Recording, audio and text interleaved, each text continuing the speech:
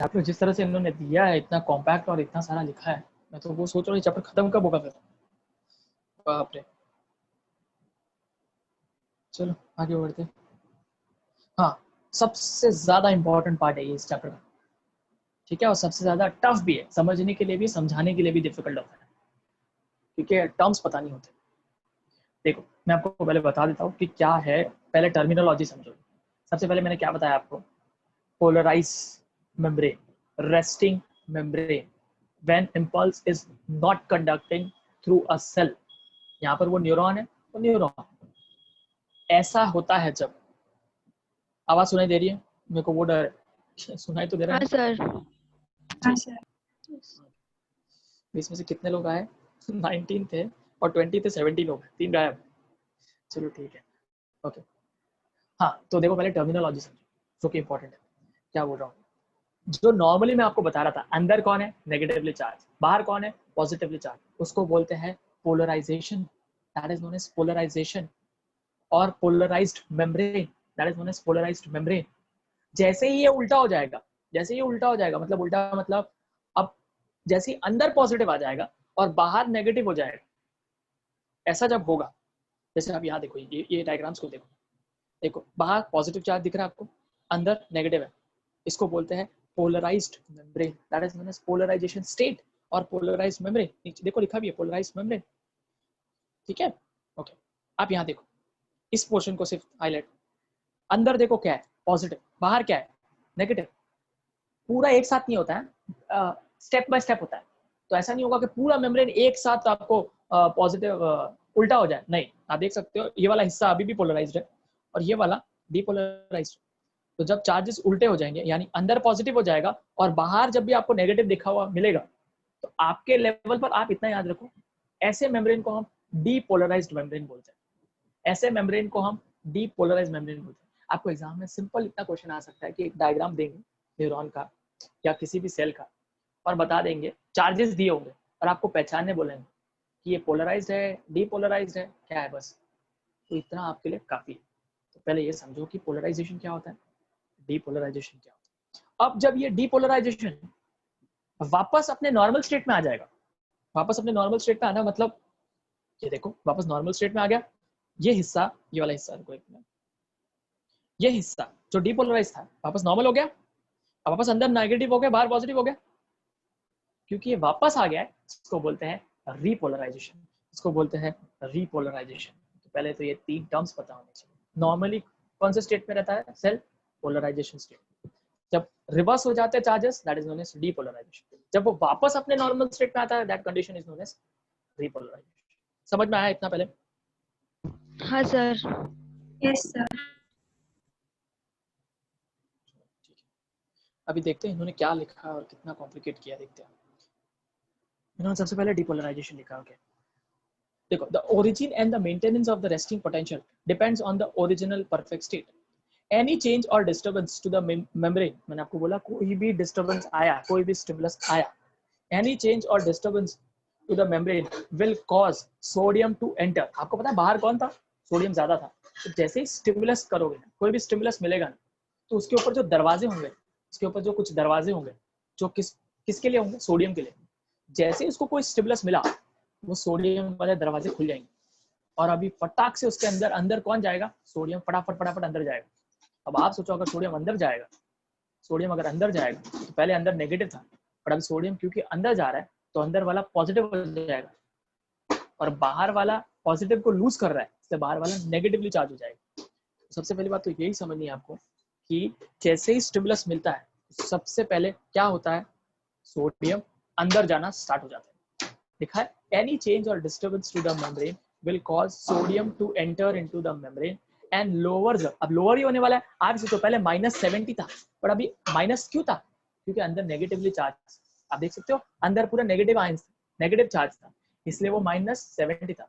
अब आप सोचो अगर उसके अंदर पॉजिटिव आयंस अंदर जाएंगे, पॉजिटिव आयंस अंदर जाएंगे, तो -70 से वो -80 -90 होगा या -60 -40 ऐसा होगा, बताओ प्लीज आंसर। -60 -40। लॉजिक सी बात है ना, पॉजिटिव अगर अंदर जाने लगेगा तो -70 से वो अभी -50, -40, -30 ऐसे की तरफ जाएगा। ठीक है, तो वही अभी लिखा रहेगा। ठीक है, तो देखो क्या लिखा है। तो any change disturbance in membrane will cause sodium to enter into the membrane and lowers the potential difference less than 70 millivolts. This makes the membrane more permeable to sodium. ठीक है, क्या होने वाला है एक बात सुनो। एक चीज बताता हूँ, आप लोगों ने फोटो इलेक्ट्रिक इफेक्ट पढ़ा है? फोटो नहीं इलेक्ट्रिक सर। इफेक्ट नहीं पढ़ा? फोटो इलेक्ट्रिक इफेक्ट नहीं पढ़ा? फोटो इलेक्ट्रिक इफेक्ट सेमीकंडक्टर्स नहीं हुआ? सेमीकंडक्टर्स हुआ। सेमीकंडक्टर्स हुआ तो फोटो इलेक्ट्रिक इफेक्ट पढ़ा होगा ना, आइंस्टाइन ने दिया है, थ्रेशोल्ड फ्रीक्वेंसी, इलेक्ट्रॉन रिलीज होता है। नहीं सर, उसमें ऐसा नहीं था। चैप्टर में नहीं है, तो अभी कुछ नहीं है चेंजेस किए। उसमें। ठीक है ठीक है, ड्यूअल नेचर में हो सकता है अभी कुछ चेंजेस हुए हैं ना, नया पोर्शन है, कोई बात नहीं, अगर वो पता होता तो आसान होता मेरे लिए। चलो ठीक है, कोई बात नहीं। देखो क्या होता है ना, एक एक पर्टिकुलर वोल्टेज होता है, तो मैं आपको ऐसा समझाता हूँ। ये न्यूरॉन है, एक्सॉन है न्यूरॉन, अंदर नेगेटिव है बाहर पॉजिटिव है। बट क्या होता है, समझो अंदर -70 मिलीवोल्ट। जैसे ही स्टिमुलस मिला तो क्या होने वाला है, जैसे स्टिमुलस मिला अंदर कौन जाएंगे, सोडियम, अंदर सोडियम जाएंगे, नो डाउट। बट मेरी बात सुनो ध्यान से, हर सेल का अपना एक पर्टिकुलर थ्रेशोल्ड वोल्टेज होता है, थ्रेशोल्ड वोल्टेज। ठीक है, वो थ्रेशोल्ड वोल्टेज जब आता है तो इंपल्स आगे कैरी होने वाला है, और कहां तक पहुंचेगा, साइनेप्टिक वेसिकल तक। मतलब समझो, मेरी बात समझना, अभी इस बुक में वो लिखा है कॉन्सेप्ट या नहीं लिखा है मैटर नहीं करता, मेरी बातें ध्यान से सुनो, मैं आपको कॉन्सेप्ट समझा रहा हूँ। समझो कि न्यूरॉन के लिए वो वैल्यू है -40, न्यूरॉन के लिए वो वैल्यू कितनी है, -40। तो समझो कि पहले -70 था, जैसे स्टिमुलस मिला अंदर सोडियम जाना चालू हुए, बट अगर सोडियम अंदर गए गए गए बट स्टिमुलस इतना स्ट्रॉन्ग था नहीं कि ज्यादा सोडियम अंदर गए नहीं, और समझो वो रुक गया -50 पे, -50 तक आया, तो अब कुछ नहीं होने वाला है, आगे जाने वाला नहीं है मैसेज, वहीं रह जाएगा बस, और वापस वो न्यूरॉन नॉर्मल स्टेट में आ जाए, कुछ नहीं होने वाला। क्यों? क्योंकि मैंने आपको बताया कितना, -40। ठीक है, समझो, और सोडियम अंदर गए 41 भी तक भी पहुंचा तो भी कोई मतलब नहीं है, उसको एग्जैक्ट पहुंचना पड़ेगा कहां पर, -40। तो उसको बोलते हैं थ्रेशोल्ड वोल्टेज। वो हर एक सेल के लिए अलग अलग होता है। समझो न्यूरॉन में, हाइपोथेटिकल एग्जांपल दे रहा हूं, समझो न्यूरॉन के लिए है -40, तो जब सोडियम अंदर गए तो एक टाइम आएगी जब -40 आएगा, एक टाइम आएगी क्योंकि अंदर पॉजिटिव जा रहा है तो नेगेटिव को कम करते जाएगा, -70 से -60, -50, -40। जैसे ही -40 आया, एकदम से उसको क्या मिल गया, एनर्जी मिल जाती है, एकदम से उसको एनर्जी मिल जाती है। क्यों? उसका थ्रेशोल्ड जो वोल्टेज था वो आ गया। जैसे ही होता है उसके वजह से एक चीज क्रिएट होती है, जिसको बोलते हैं एक्शन पोटेंशियल। एक्शन पोटेंशियल आप ऐसे भी याद रख सकते हो, अब न्यूरॉन एक्शन करेगा, अपना एक्शन दिखाएगा, that is known as action potential. और वो एक्शन पोटेंशियल के वजह से वो मैसेज अब साइनेप्टिक वेसिकल तक पहुंचेगा।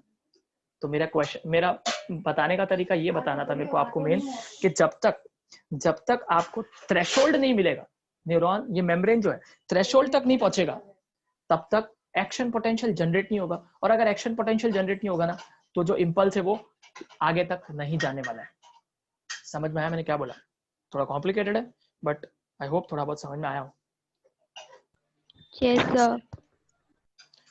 ठीक है, क्योंकि ये नर्वस सिस्टम है, नर्वस सिस्टम थोड़ी कॉम्प्लेक्स ही होती है, नर्वस सिस्टम बताया मैंने तो थोड़ा तो कॉम्प्लेक्स होता है, तो ये मैं आपको समझाने की कोशिश कर रहा था।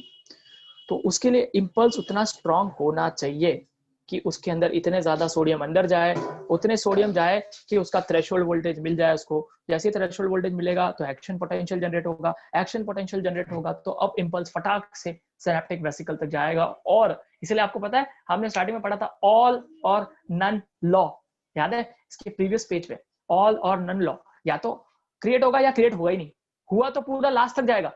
एक बार अगर एक्शन पोटेंशियल मिल गया उसको, तो वो तो फटाफट इंपल्स अपने लास्ट तक भेज देगा, उसका जहां लास्ट टर्मिनल है वहां तक। बट अगर उसको थ्रेशोल्ड मिला ही नहीं तो वो तो वहीं पे डिस्ट्रॉय हो जाएगा। समझा अभी उसका मतलब? हाँ सर। This is what is known as all or none law. ये था ऑल और नन लॉ के बारे में। ठीक है, वो ऑल और नन लॉ जब मैंने आपको समझाया था, अगर आप उससे रिलेट कर पाओ तो। ओके चलो आगे देखते हैं। ओके देखो क्या लिखा अभी।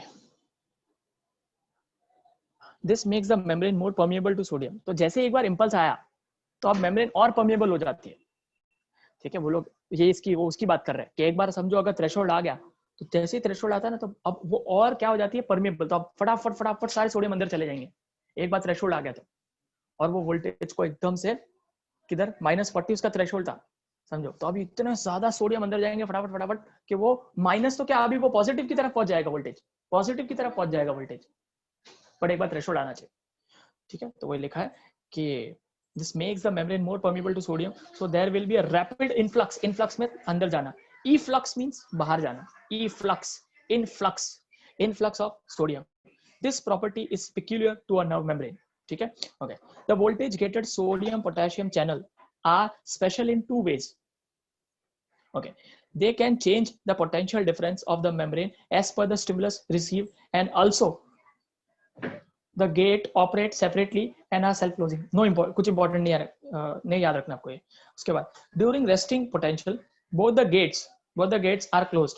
ठीक है, वो लोग बोल रहे हैं कि जब जब रेस्टिंग मेम्ब्रेन में था, कोई स्टिमुलस नहीं कैरी, तो ना तो सोडियम का दरवाजा खुला था ना पोटेशियम का दरवाजा खुला था। अब ध्यान रखो ये वो वाला मेम्ब्रेन ही है, एक वो जो मैं बोल रहा था सोडियम पोटेशियम पंप वो अलग है। हाँ, सोडियम पोटेशियम पंप वो एक अलग ही है, वो दोनों को अलाउ करता है। मतलब सोडियम क्या बताया था मैंने कि वो जो अंदर बाहर कर रहे थे उस एक ही चैनल से दोनों जा रहे थे, सोडियम पोटेशियम। ये जो अभी बता रहा हूँ वो अलग है, ये सोडियम और पोटेशियम के अलग अलग चैनल्स है, सोडियम का अलग है पोटेशियम का अलग है। ठीक है, इसको उससे मत रिलेट करना, सोडियम पोटेशियम एक्सचेंज पंप वो अलग था। ठीक है, एक आगे आगे रुको थोड़ी देर, उस पर क्या दिया था देखते हैं। तो ड्यूरिंग रेस्टिंग दोनों बंद रहता है, सोडियम का दरवाजा भी बंद है पोटेशियम का दरवाजा भी बंद है। क्या लिखा है, during resting both the gates are closed and the resting potential is maintained। however during depolarization the sodium gates open। ये सब याद रखना है आपको, डीपोलराइजेशन के टाइम पे कौन सा गेट ओपन होता है, sodium gate open, but not the potassium gate. Potassium gate बंद रहता है, पोटेशियम का गेट बंद रहता है।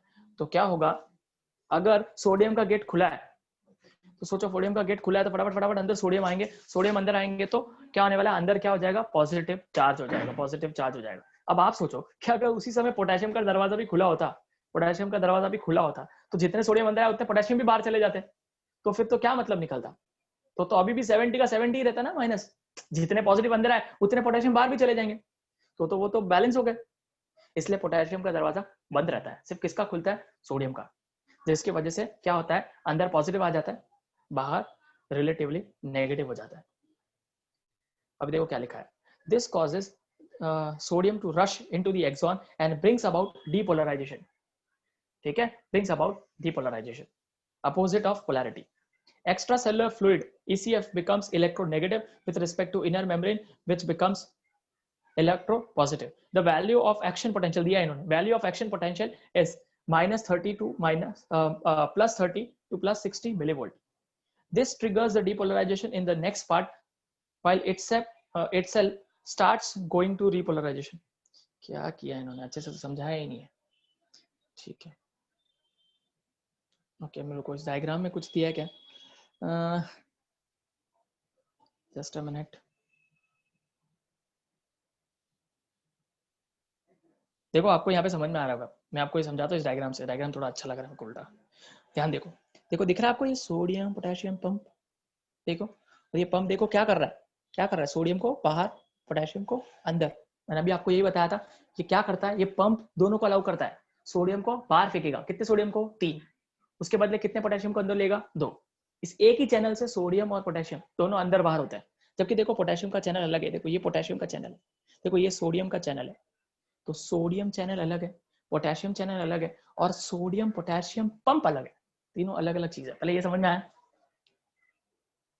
हाँ सर। बहुत कॉम्प्लेक्स दिया है, कुछ नहीं कर सकता। हाँ मैं लिटरली आपको बता रहा हूँ, आई डोंट नो कि आप लोगों को कितना समझ में आ रहा है, पर मैं इस तरह से नहीं पढ़ाता हूँ। ठीक है, कितना समझ में आ रहा है मैं कुछ नहीं कर सकता। जो लोग जिन्होंने बायोलॉजी नीट के लिए नहीं लिए, मैं कुछ नहीं कर सकता। जैसा बुक में दिया इसलिए मैं इतना टफ लेवल पे जा रहा हूँ, वरना तो मैं सिंप्लीफाई करके ही पढ़ाता हूँ। अगर मैं कोशिश करूंगा, अगर एट द एंड में अगर आपको और सिंप्लीफाई करके पढ़ा सकूँ तो पढ़ा दूंगा, बट मैं क्या करूँ, आपकी बुक में इतना कॉम्प्लेक्स दिया है, मैं कोई हेल्प नहीं कर सकता आपकी। आपको पढ़ना होगा जितना मैंने बोला है, ठीक है, उसके बाद भी क्लियर नहीं होता है तो मुझे बताना। अब सुनो, मैं अब वापस बोलने वाला, देखो ध्यान से मेरी बातें सुनो, पूरी कहानी क्या है। सबसे पहले क्या है, पूरी नर्व जो है वो क्या है, पोलराइज स्टेट में। तो अंदर क्या है, नेगेटिव, बाहर क्या है, पॉजिटिव। ठीक है, बाहर कौन से चार्ज, मेरी बातें हर जो बात बोल रहा हूँ सब इंपॉर्टेंट है, सुनो अच्छे से, बुक को जान दो। ठीक है, नर्व है, नर्व कौन से स्टेट में है, रेस्टिंग स्टेट में। कितना चार्ज होता है रेस्टिंग स्टेट में, -70 मिलीवोल्ट। ठीक है, उसके बाद उसको हम क्या बोलते हैं, पोलराइज स्टेट भी बोलते हैं। नेगेटिव अंदर क्यों है, because of negatively charge proteins. Positive क्यों है, बिकॉज बाहर पॉजिटिव क्यों है, because of high concentration of sodium ions. फिर पूछ सकते हैं कि एक्स्ट्रा सेलुलर फ्लूइड में, बाहर एक्स्ट्रा सेलुलर फ्लूइड में कौन कौन से आयंस ज्यादा होते हैं, सोडियम। इंट्रा सेलुलर फ्लूइड में कौन से आयंस ज्यादा होते हैं, पोटेशियम। उसके बाद ये सब हो गया, ये तो एक्स्ट्रा पॉइंट्स हो गए। उसके बाद मैंने आपको बताया था एक पंप होता है। अगर आपको पूछे कि रेस्टिंग मेम्ब्रेन पोटेंशियल यानी -70 वोल्ट हमेशा मेंटेन कैसे रहता है, उसको मेंटेन करके कौन रखता है, सोडियम पोटेशियम पंप। क्या करता है वो, उसका काम क्या है वो भी ध्यान रखना है। क्या करेगा वो 3 सोडियम को बाहर फेंकेगा और उसके बदले 2 पोटेशियम को अंदर लाता है। ये उसका काम है, ये उसका काम है। ठीक है, और ये पंप जो है ये वर्क करता है with the help of ATP ही। ये पंप वर्क करता है with the help of ATP. इसीलिए इंसान जब मर जाता है तो ये पंप काम करना बंद कर देता है, क्योंकि जब मर गया इंसान तो उसके पास एटीपी होता नहीं। ठीक है, तो एटीपी पे वर्क करता है। ठीक है, और ये भी याद रखो, जब कभी भी कोई प्रोसेस एटीपी की मदद से होता है उसको क्या बोलते हैं, चलो इतना बताओ। Active process. Active process. ठीक है, active process. Sodium potassium pump जो है वो किस पे बेस्ड है, एक्टिव प्रोसेस। एक तरह से एक्टिव प्रोसेस है वहां पर। ओके, ये सब हो गया एक्स्ट्रा पॉइंट्स। जितने भी मैंने बोले हैं सब इंपॉर्टेंट पॉइंट्स बोले अभी, ये आप खुद से लिखना एक बार हो सके तो। ठीक है, अब सुनो वापस। हाँ, सबसे पहले नर्व पोलराइज स्टेट में, अंदर नेगेटिव चार्ज, बाहर पॉजिटिव चार्ज। जैसे स्टिमुलस, हाँ ये जो इसको क्या बोलते हैं, पोलराइज स्टेट। अब जैसे स्टिमुलस आया तो क्या होने वाला है, अंदर जो नर्व होती है वो क्या हो जाती है, परमिएबल हो जाती है। किसको परमिएबल हो जाती है, सोडियम को लेके परमिएबल हो जाती है। ठीक है, तो कौन से दरवाजे खुल जाते हैं, सोडियम वाले दरवाजे, यानी सोडियम चैनल्स ओपन हो जाते हैं। सोडियम चैनल ओपन हुए तो सारे फटाफट सोडियम अंदर जाएंगे। सोडियम जैसे अंदर गए, और याद रखना इस दौरान पोटेशियम के दरवाजे बंद रहते हैं, तो फटाफट सोडियम अंदर जाएगा। ठीक है, सोडियम अंदर गया। अब अगर सोडियम इतना ज्यादा अंदर गया है कि जितना उसका थ्रेशोल्ड वोल्टेज है, अगर उतना अंदर गया तो उसको बोलते हैं क्या, अचीव हो गया, एक्शन पोटेंशियल अचीव हो गया। जैसे ही एक्शन पोटेंशियल अचीव होता है तो और ज्यादा सोडियम के दरवाजे खुलने लग जाते हैं, तो फटाफट और बहुत सारे सोडियम अंदर जाएंगे, जिसकी वजह से क्या हो जाएगा, इसके वजह से पोटेशियम का दरवाजा बंद है, इसकी वजह से क्या होने वाला है, अंदर पूरा अभी क्या हो जाएगा, पॉजिटिवली चार्ज, बाहर पूरा क्या हो जाएगा, negatively charge. This state is known as depolarisation.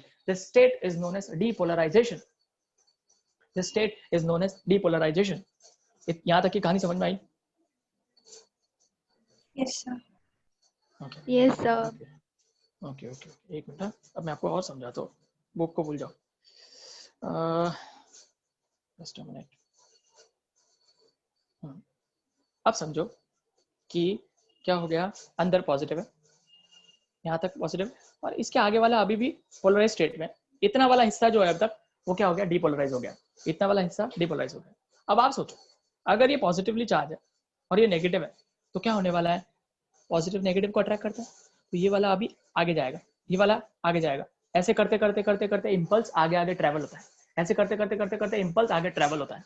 But ये ट्रैवल तभी कर पाएगा जब एक्शन पोटेंशियल आया होगा, और इस तरह से वो धीरे धीरे करते कहाँ पहुंचेगा।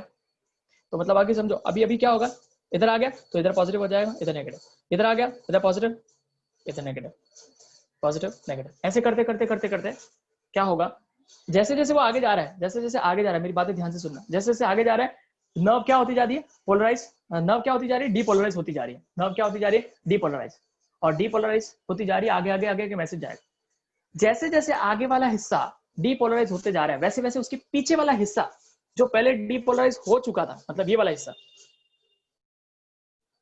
हिस्सा जो पहले डीपोलराइज हो चुका है, अब वो रीपोलराइज होना स्टार्ट हो जाता है। मतलब डीपोलराइज की वेव आगे आगे बढ़ती जा रही है और जो पीछे वाला हिस्सा है वो वापस रिपोलराइज होते जाता है, रिपोलराइज होते जाता है ताकि नया इंपल्स कैरी हो सके। ये समझ में आया मैंने क्या बोला? Yes, sir. Okay Yes, sir. ठीक है ठीक है। उसके बाद अब बात आती है रिपोलराइजेशन कैसे होता है। फिर रिपोलराइजेशन कैसे होगा? कुछ नहीं, कौन करेगा रिपोलराइजेशन? Sodium potassium pump. वही तो मैं बोल रहा था, सोडियम पोटेशियम पंप का काम क्या है। अब आप सोच सकते हो कि रुको रुको रुको रुको नहीं, सोडियम पोटेशियम पंप यहाँ डायरेक्ट नहीं ला सकते, लेकिन रिपोलराइजेशन का पार्ट ही पढ़, चलो ये वाला रिपोलराइजेशन का स्पेक ही पढ़ लेते हैं। Okay, change in the polarity from the depolarisation from change in the polarity from depolarized back to the original state is done by the process of repolarization। वो हमें पता है। It occurs after a short interval called refractory period। ये भी मैंने आपको बताया था कि जब दो इम्पल्स के बीच में जो गैप होता है उसको बोलते हैं हम रिफ्रैक्टरी पीरियड। उसके बाद the large number of sodium on the inside causes a drop in the permeability of a membrane to sodium and same time make it permeable to the potassium ion by opening the potassium voltage gates and slowly closing the sodium gates. This action is localized actively. Potassium ion passes out very rapidly as compared to the slow entry of sodium. In this period, sodium gates are closed, potassium gates are open, and sodium pump become operational. This process producing a wave of stimulation causing depolarization. Depolarization is repeated continuously. एक minute रुक जाओ, up to the end of axon terminal. It is a self and propagating. Okay. यहाँ पर इन्होंने clarify नहीं बराबर से समझाया कहाँ है। एक मिनट मुझे सोचने दो क्या होगा डीपोलराइजेशन के टाइम पे। तो एक काम करो, इसको मैं सिंप्लीफाई करके ना और सिंप्लीफाई करके अच्छे से मैं आपको अगली क्लास में समझा दूंगा, वो ज़्यादा बेटर रहेगा। इसमें तो इन्होंने कंफ्यूज किया, इनकी लाइंस भी बराबर नहीं है। आप ये वाला देखो, डू यू नो में क्या लिखा है? Sodium potassium pump operates actively, मतलब एटीपी की मदद से, and by use of carrier for every 3 sodium pump out 2 potassium are pumped in. यही मैंने आपको बताया था। कितना समझ में आया? Yes, हाँ sir. Sir. Okay, don't worry, इसके बारे में मत टेंशन लो। ये जो इसमें इन्होंने बहुत कॉम्प्लेक्स करके दिया है, मैं अपनी बुक से पढ़ता हूँ एमबीबीएस की, तो कुछ आसान लैंग्वेज में दिया होगा तो मैं आपको और आसान लैंग्वेज में समझाता हूँ, ठीक है? वो बेटर रहेगा। इन्होंने तो लैंग्वेज बराबर नहीं दिया और मुझे एग्जैक्टली अभी याद नहीं इसका मैकेनिज्म, एग्जैक्ट याद नहीं, बिकॉज सेकेंड ईयर होकर 2 साल हो गए और इतना याद रहता नहीं है। तो मैं एक बार वापस देख लूंगा और आपको और ज़्यादा अच्छे से शॉर्ट में समझा दूंगा। जितना इन्होंने कॉम्प्लिकेट किया उससे ज़्यादा आसान में समझा दूंगा, ठीक है? उसके बाद क्या लिखा है? The resting membrane potential of axon is -70 millivolt. ये भी आपको याद रखना है। ये तो वापस वही लिख दिया, ठीक है? इतना समझ में आया? रेस्टिंग मेम्ब्रेन याद रखो फिलहाल के लिए। चार्जेस याद रखो, पॉजिटिव नेगेटिव क्या होता है, कब पोलराइज होता है, कब डीपोलराइज होता है, कब रीपोलराइज होता है, रेस्टिंग मेम्ब्रेन पोटेंशियल क्या होता है ना? सोडियम पोटेशियम पंप क्या करता है, एटीपी की मदद से काम करता है, सोडियम चैनल अलग होता है, पोटेशियम अलग होता है, एक्शन पोटेंशियल क्या होता है। इतने टर्म्स तो क्लियर हुआ है एटलीस्ट, ये टर्मिनोलॉजीज तो क्लियर है? हाँ सर। इतना तो क्लियर है। चलो एक काम करते हैं, इस टॉपिक को ही हटा देते हैं, हम दूसरा टॉपिक पढ़ते हैं। इन्होंने पूरा स्टेप में भी दिया है। ये वाला 1 मिनट रुको, मुझे देखने दो। अगर ये अच्छा होगा तो इससे भी समझा दूंगा। 1 मिनट मैं म्यूट कर रहा हूँ, मैं पढ़ रहा हूँ, 2 मिनट रुको।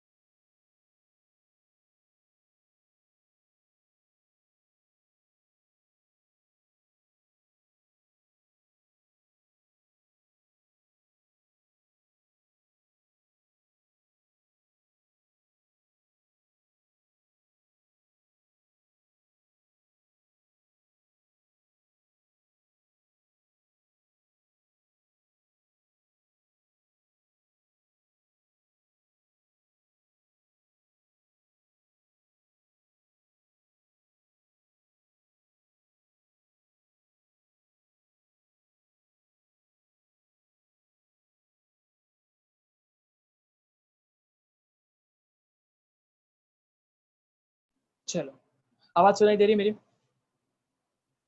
हाँ सर। हाँ Okay, सर। ये अच्छा फ्लो चार्ट है, बहुत अच्छी तरह से दिया है। देखो अभी इसको समझते हैं। देखो सबसे पहले रेस्टिंग नर्व है वो दिखा है। एप्लीकेशन ऑफ स्टिमुलस, हमने क्या दिया उसको? स्टिमुलस। उसकी वजह से क्या होगा? Permeability of the membrane changes and it becomes more permeable to sodium channel. इतना मैंने समझाया था। तो अभी क्या होने वाला है? स्टिमुलस की वजह से परमिएबिलिटी बढ़ जाएगी, किसकी? सोडियम चैनल की, जिसकी वजह से सोडियम अंदर फटाफट फटाफट जाएंगे। तो sodium ions diffuse into the neuron from the ECF, that is extracellular fluid. Number of positive ions increases. Number of positive ion inside the axon increases. समझ में आता है? Membrane potential changes from -70 millivolt to about +30 millivolt. +30 millivolt क्या है? Action potential की value है, ये भी याद रखना है। ठीक है, तो जब फटाफट फटाफट सोडियम अंदर गए, इसकी वजह से वो किधर पहुंच गया?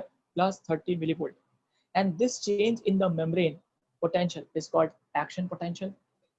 Since the polarity has been reversed from negative on outside and positive inside, it is also called depolarization. उल्टा हो गया, इसको बोलते हैं हम depolarization.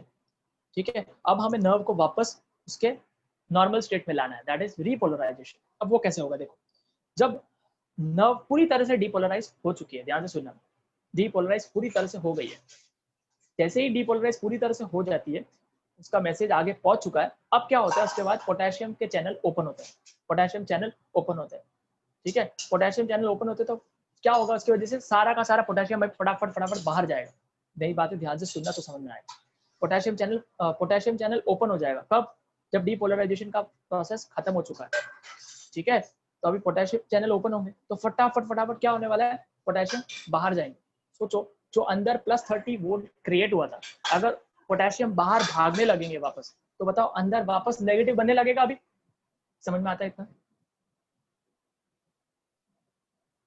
Yes sir. थक गए? Yes sir. थक गए हो कि समझ में आ रहा है? आ रहा है। ठीक है, मैं सिंप्लीफाई कर दूंगा, डोंट वरी. ओके, अगर आज थोड़ा कॉम्प्लिकेटेड भी हुआ है, मैं क्या करूँ, आपकी बुक भी कॉम्प्लिकेटेड है बट तो भी ट्राई करते हैं. चलो, हाँ, तो क्या होने वाला है?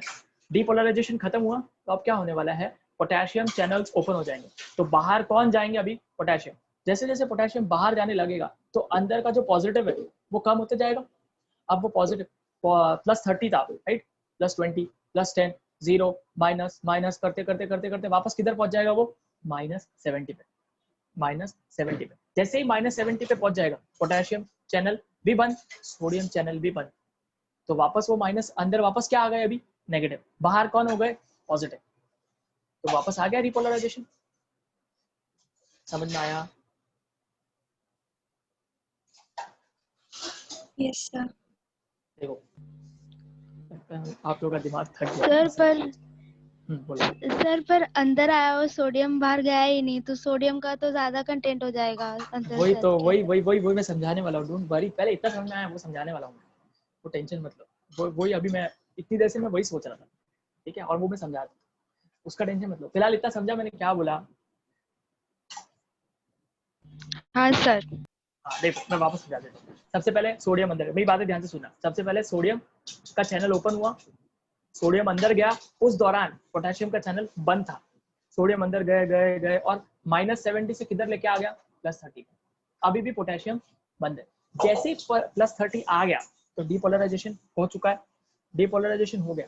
जैसे ही डीपोलराइजेशन होता है, मतलब +30 पे पहुंचता है, अब क्या होने वाला है? पोटेशियम चैनल ओपन हो जाएंगे. पोटेशियम के चैनल ओपन हो जाएंगे और सोडियम बंद हो जाएंगे. तो अब पोटेशियम वापस बाहर भागेगा. जैसे ही पोटेशियम बाहर भागेगा, तो वापस नेगेटिविटी अंदर आने लगेगी. नेगेटिव चार्ज क्रिएट होने वाला है अंदर, तो उसको बोलते हैं हम रिपोलराइजेशन. अब हुआ क्या? लास्ट, अब जो मैंने अभी तक बताया उसका क्या आपको दिख रहा है? सारे पोटेशियम बाहर जा चुके थे और अंदर क्या थे? सारे सोडियम. अब ये जो चीज है, हमारा नर्व जो है वापस चार्ज वाइज नॉर्मल स्टेट में आ चुका है. चार्ज वाइज मतलब -70 पे अब वापस आ चुका है. बट एक चीज अभी भी नहीं हुई है. वो क्या? हमें पता है कि नेचुरली बाहर कौन ज्यादा होता है? सोडियम. अंदर कौन ज्यादा होता है? पोटेशियम. तो अब किसका रोल प्ले, अभी किसका काम चालू हो जाएगा? सोडियम पोटेशियम एक्सचेंज पंप का काम चालू हो जाएगा. वो क्या करेगा? क्या बताया था? अंदर क्या ज्यादा हो गए थे? अब तक सोडियम ज्यादा हो गए थे. कितने सोडियम को बाहर फेंक, उसके बदले उसके बदले कितने पोटेशियम को अंदर लाएगा? 2 पोटेशियम को अंदर लाएगा, और इस तरह से वापस पोटेशियम अंदर आ जाएंगे और सोडियम बाहर चले जाएंगे। समझा क्या? हाँ समझा सर। Yes sir. ये इतना कॉम्प्लेक्स प्रोसेस है पूरा। ये इतना, मैंने पहले ही बोला था, समझाना भी मुश्किल है, समझना भी मुश्किल है, आपके लेवल पे है ही कॉम्प्लिकेटेड। तो पहले तो चार्ज मेंटेन हुए, पहले -70 से +30 पे पहुंचा, फिर +30 से वापस -70 पे पहुंचा। बट जब वो -70 पे पहुंचा तो एक प्रॉब्लम हो गई, चार्जेस उल्टे हो गए। बाहर ज्यादा कौन हो गए? पोटेशियम, अंदर ज्यादा कौन हो गए? सोडियम। और उनको वापस लेवल पर लाने का काम कौन करेगा? Sodium potassium exchange pump. वो एटीपी यूज करके वापस क्या करेगा? जिसको अंदर रहना है उसको वापस अंदर फेंक देगा, किसको? पोटेशियम को। उसकी जगह किसको बाहर निकाल देगा? सोडियम को, और फिर से वापस नॉर्मल हो जाएगा। तो चार्ज वाइज भी नॉर्मल हो गया, और जो लोग बाहर थे वो बाहर, जो लोग अंदर थे वो अंदर। क्लियर? Yes yes sir. हाँ, तो इसको अभी इतना मेहनत किया है। अब आप सोचो, मैं अपनी मेहनत की बात नहीं कर रहा हूँ, मैं आपकी मेहनत की भी। इतना आपने सुना अच्छे से, स्पेशली जो लोगों ने सुना, पेशेंस रखे, बहुत अच्छी बात है। और अगर सुना है, अच्छे से समझा है, तो प्लीज इसको लिखो, प्लीज लिखो। ये फ्लो चार्ट एक बार आप पढ़ो, प्लीज ये फ्लो चार्ट एक बार आप लोग पढ़ो, जिनको समझ में आया, और फिर मुझे बताओ कि आपको ये समझ में आया या नहीं आया। जल्दी से पढ़ो, लेक्चर बंद भी हो सकता है, 5 मिनट है, लेक्चर रुक जाए, उसके अंदर अंदर पढ़ो फटाफट, क्योंकि मुझे जानना है आपका फीडबैक कि आपको समझ में आया या नहीं आया। चलो मैं आपको टाइम देता हूँ, फटाफट पढ़ो इसको।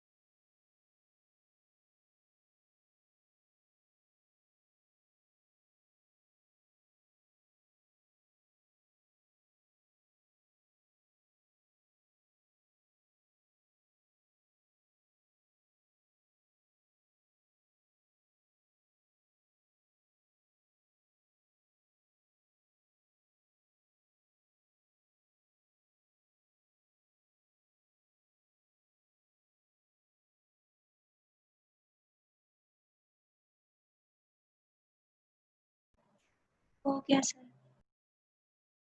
हो गया? हाँ सर। अच्छे से पढ़ा पूरा? हाँ अच्छा बताओ, इसमें क्या मिसिंग है फिर? लास्ट वाला मिसिंग है सर। लास्ट वाला मिसिंग है, सही बोला, लास्ट वाला मिसिंग है। इसको और एक नीचे एरो बना के लिखना चाहिए कि at last sodium potassium pump operates.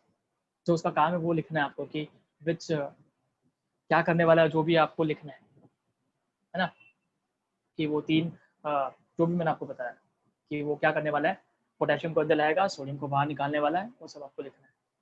और इस तरह से सब कुछ नॉर्मल हो जाएगा। बराबर, मतलब आपने पढ़ लिया। यहाँ तक ये ज़्यादा कॉम्प्लेक्स था, मैंने पहले ही बताया था, ये पार्ट कॉम्प्लेक्स है। मेरा काम क्या करोगे, स्पेशली जो लोगों ने बोला है कि वो लोग नीट देने वाले हैं, ये topic same as it is NCERT में दिया हुआ है, और यही सब चीज़ें लिखी हुई है वहाँ पर भी। ये पूरे चैप्टर आप एनसीईआरटी पढ़ लो, एकदम सिंपल लगेगा आपको।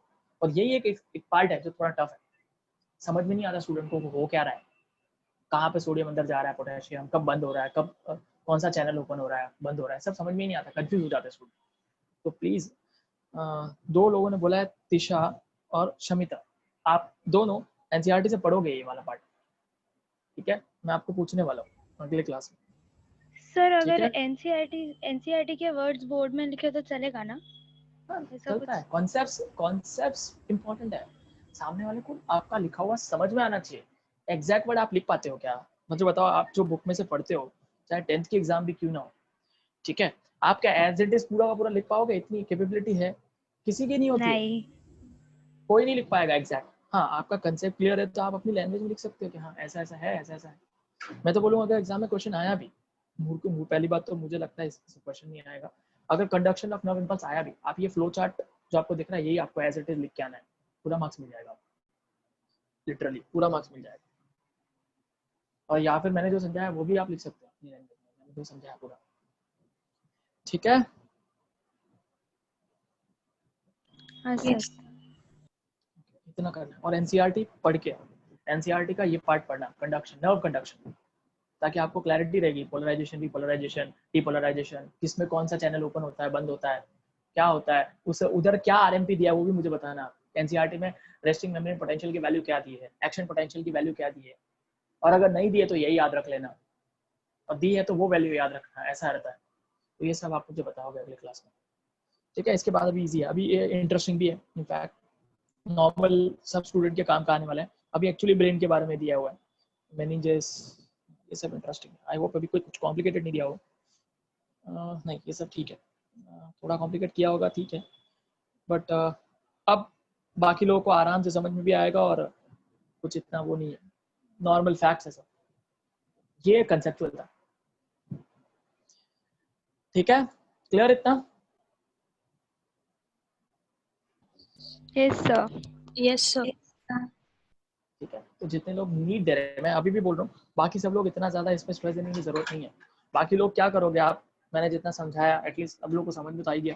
तो ये इतना पढ़ के जाना है आपको, इस पूरा इतना सारा, ये जो इतना सारा इन्होंने लिखा है, ये सब इतना कॉम्प्लिकेट करके, ये सब मत पढ़ के जाना, ठीक है। आप सिर्फ इतना पढ़ के जाओ, लिख के आ जाओ, मार्क्स मिल जाएगा, ठीक है।